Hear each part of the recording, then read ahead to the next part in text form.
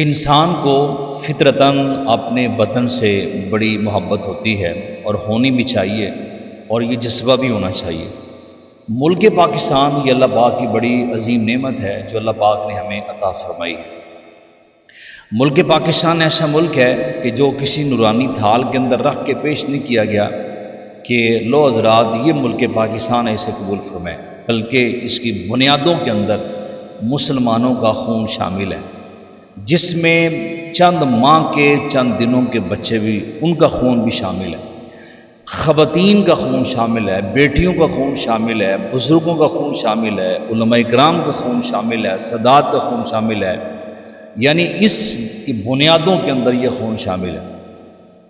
مسلمان بچیوں کو 60,000 کے قریب بچیوں کو سکھوں نے وہ اپنی تحویل کے اندر لیے۔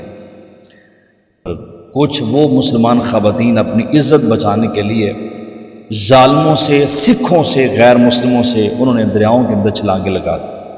یہ ملک پاکستان ایسا نہیں بنا، اس کے اندر قربانی شامل ہے، اور اس ملک پاکستان نے انشاءاللہ تا قیامت رہنا ہے۔ اور جس نے بھی اس ملک پاکستان کی طرف میلی آنکھ کر کے دیکھا ہے، خدا کی قسم وہ ذلیل و خوار ہوا ہے، اور وہ ہوگا اسی طرح۔